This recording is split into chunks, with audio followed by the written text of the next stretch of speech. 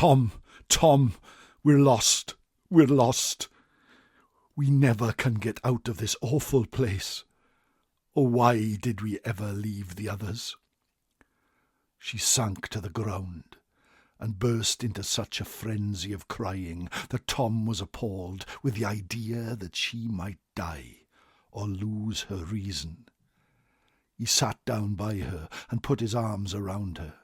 She buried her face in his bosom. She clung to him. She poured out her terrors, her unavailing regrets, and the far echoes turned them all to jeering laughter.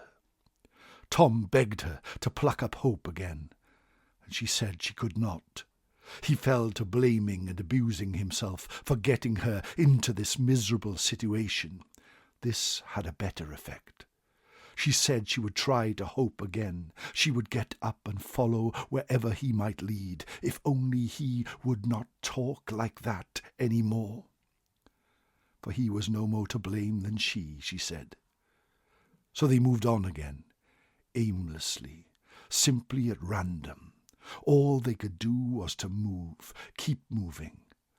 For a little while hope made a show of reviving, not with any reason to back it, but only because it is in its nature to revive when the spring has not yet been taken out of it by age and familiarity and failure.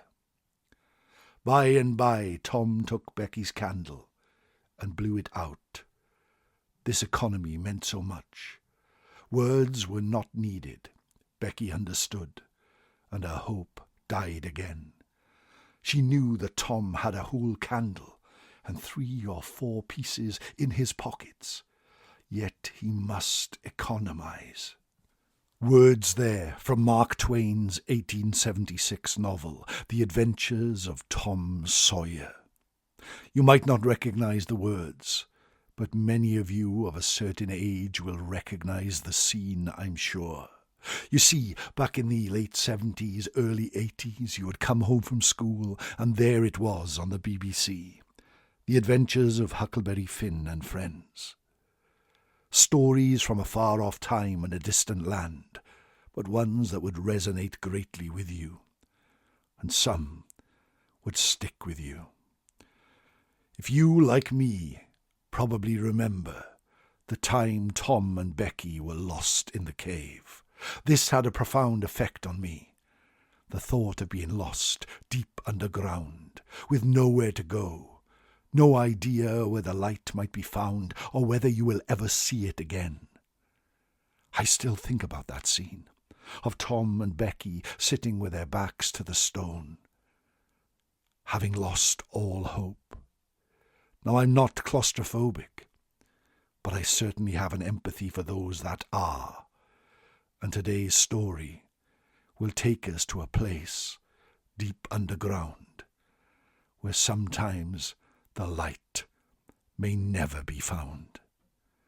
Join me at the time between times.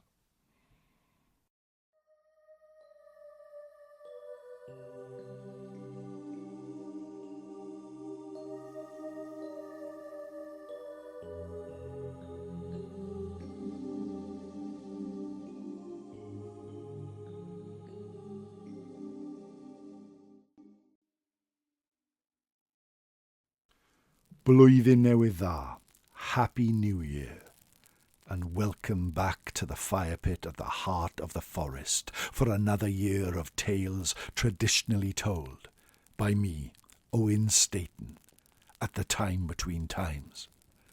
I hope your Christmas was good. I hope your New Year was even better. And together we shall move forward listening to stories, learning to relax, and letting the modern world pass us by for just a small, tiny bit of time. You are most welcome here, my friends. So relax and enjoy the stories. I was so pleased over the Christmas period to look on Facebook and see my friend Kylie Tifford starting a new venture where she was going to visit places in her locality where there are ghost stories. And she said that she was inspired to do this by the time between times. That makes me feel so happy. And I know there are loads of new listeners out there joining us here. And if you want to share your experiences, your local myths and legends, maybe, like for Kylie's story, I will pick up your tale and tell it here. So, without further ado, please sit back, relax, close your eyes if it's safe to do so, and take a breath as we journey to the fire pit at the heart of the forest.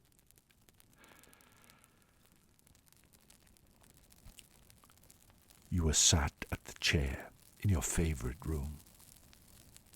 It is so comfortable you barely want to move. You look outside and the street is filled with frost. The chill seems to run through your body before you even stand, and it would be easy to sit here in front of the television. But no, now is the time. Now is our own time.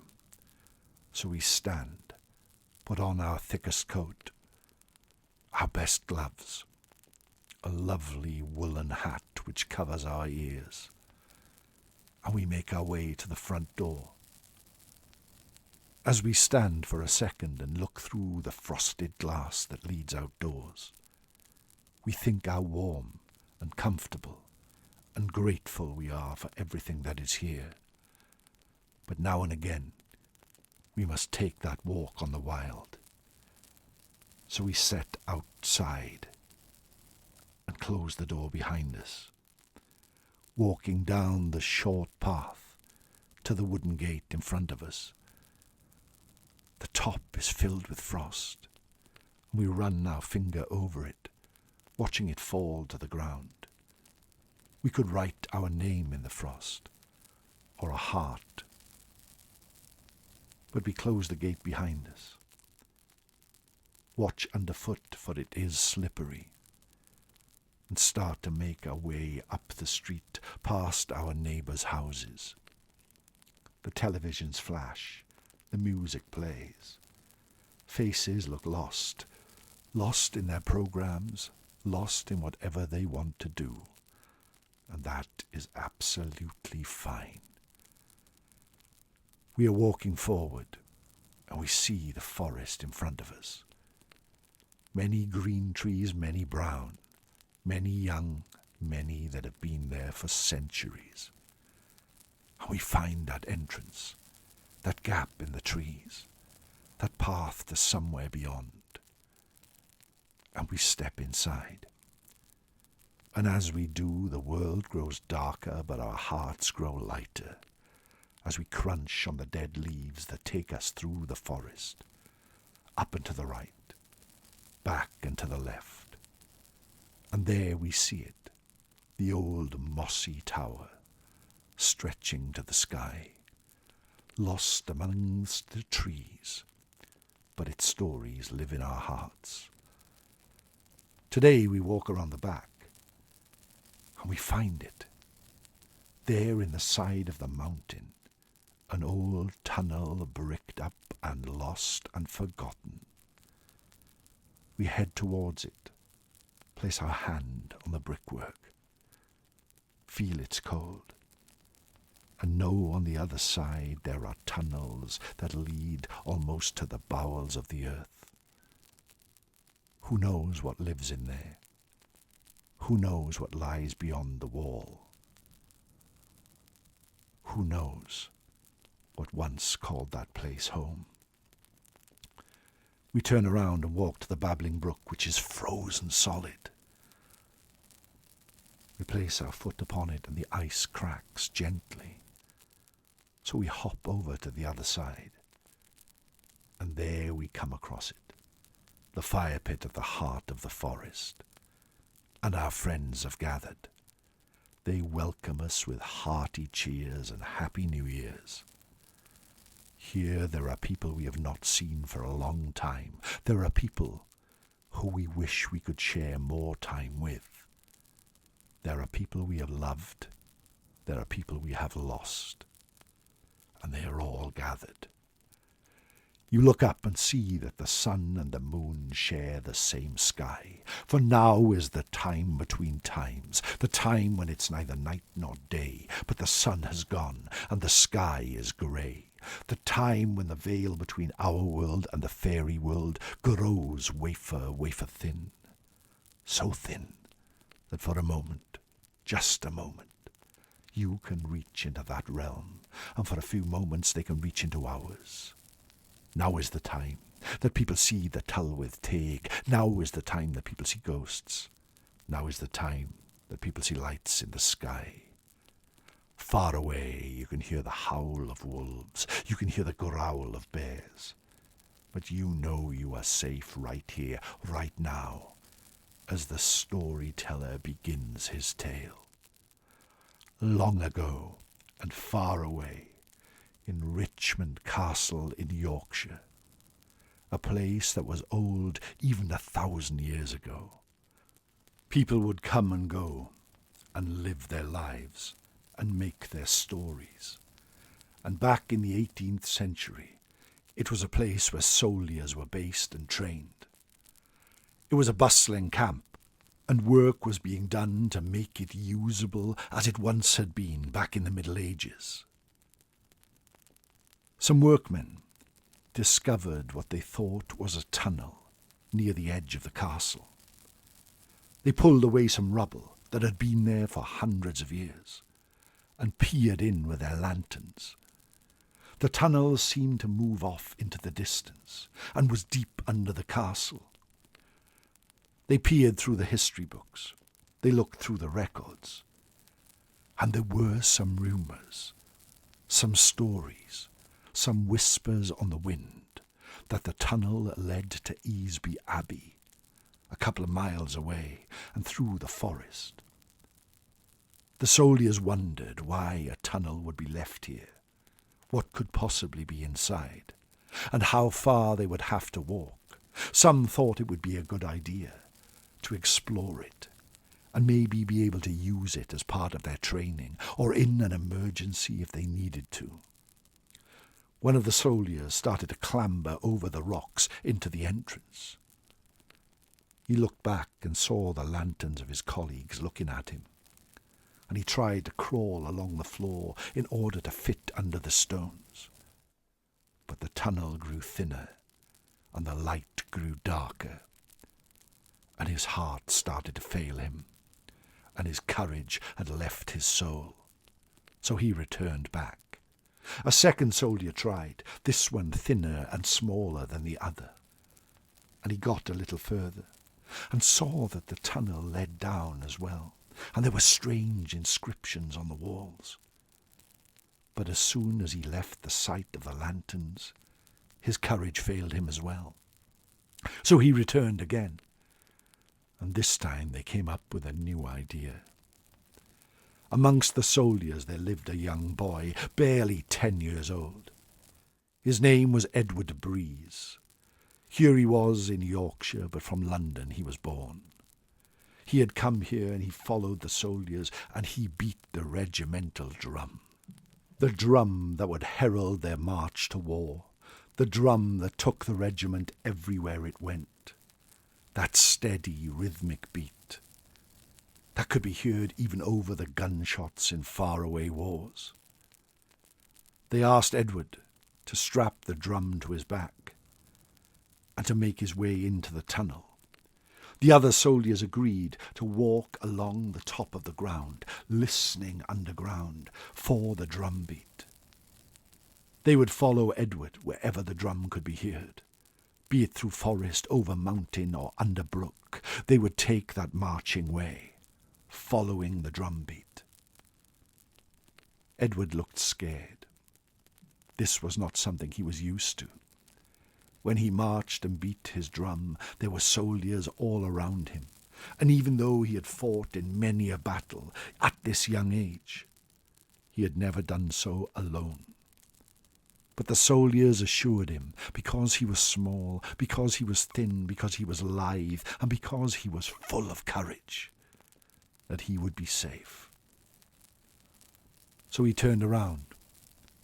He looked at them with his pale face, picked up his drumsticks, and squeezed into the tunnel. He took some steps, clambered over a boulder, clambered under an overhanging rock. And then the lanterns started to disappear, and the drum started to beat. The soldiers laughed, the soldiers cheered, for they could clearly hear the drum echoing out of the tunnel. And then one of them called and said, "He's moving on, listen." The soldiers walked on the ground. The drum could be heard deep under it, and they carried on walking. They came to the edge of the castle, but still the drum beat on.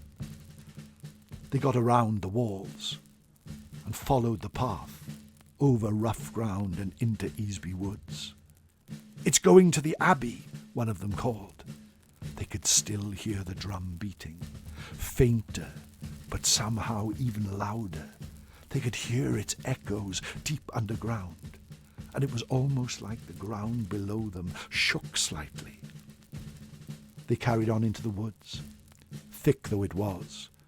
They ducked under branches, they clambered over root, and still they carried on going. But now the drum grew fainter. The echo grew less.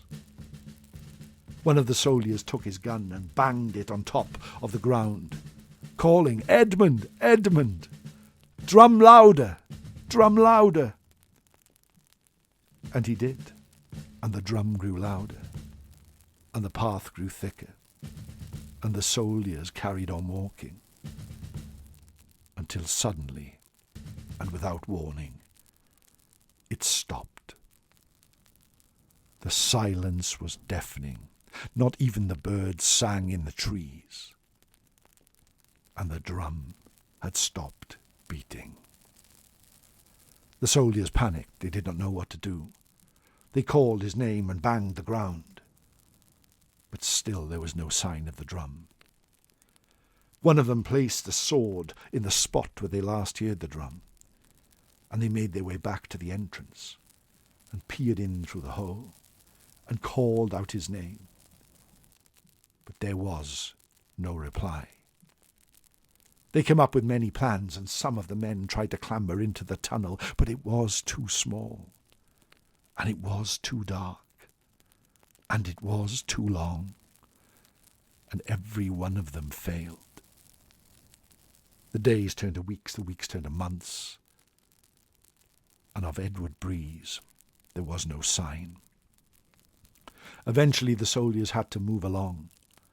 The end of the tunnel had never been found, but that sword still stuck in the ground in Easby Woods.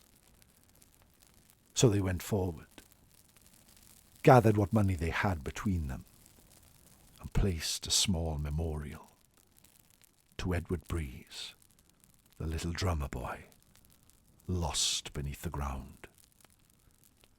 The memorial still stands to this day, and you can read that story. Some say if you put your ear to the ground, you can hear his marching feet, you can hear his drum beat, and you can hear him whistling a tune. Others claim that if you walk that path into those woods on the darkest of nights, his ghost is sometimes seen and sometimes heard, never causing fear, never scaring anyone, but guiding them on to the end of a tunnel they will never find. For years people wondered what happened to the little drummer boy. Some say that he marched into the bowels of hell itself and was taken by the demons. Some say that under the woods there lived a dragon there in the cave, guarding its treasure, with much jealousy and a fiery breath that consumed the boy. Others claim that he came across the sleeping knights of King Arthur deep beneath the ground, and when they heard his drums they awoke and asked him to join them in their slumber, and he sleeps there to this day, waiting for the time when he is called to lead the warriors to war once more, with a drum beat that will be heard around the world.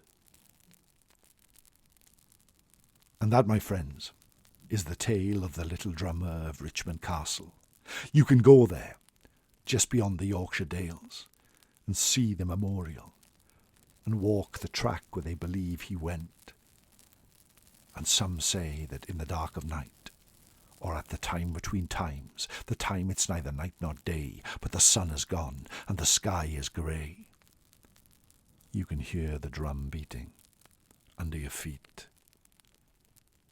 Somewhere to visit, I would suggest, as Kylie did. She shared her story, and maybe you can share yours. Thank you for joining me here, my friends, at the fire pit of the heart of the forest for another tale traditionally told. You can support the podcast by leaving me a good review wherever you get these pods. That helps me no end. Or maybe buying me a Ko-fi at kofi.com/Owen Staton, or becoming a patron at patreon.com/Owen Staton 7. You are most welcome here. You can find out more about me at welshstoryteller.com, and this year I am hoping to perform a number of live shows. It would be lovely to meet you, and you can find out all about them there. Drop me a line if you enjoy the stories, the meditative listens, or the interviews that I have planned. But in the meantime, my friends, Happy New Year, Blwyddyn Newydd Dda, and Nos Da. Good night.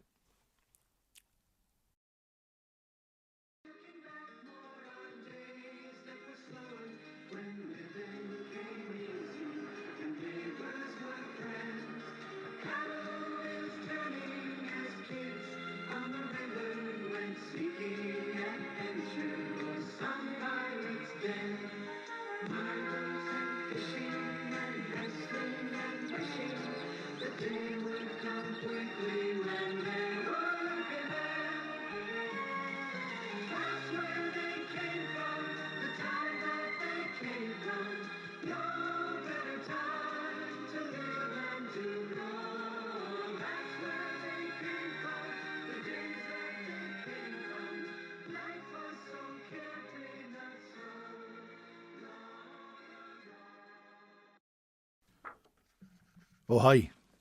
You're still here. Thanks for making it right to the end. For Christmas, someone was kind enough to buy me a Shakespeare for every night of the year book. So I thought I'd read you a sonnet. It's 112. I love Shakespeare. Your love and pity doth the impression fill, which vulgar scandal stamped upon my brow. For what care I who calls me well or ill? Oh, the green my bad, my good allow. You are my all the world, and I must strive to know my shames and praises from your tongue.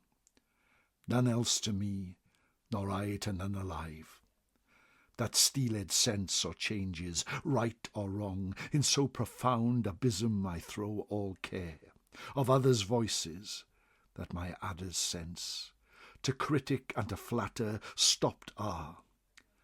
Mark how with my neglect I do dispense.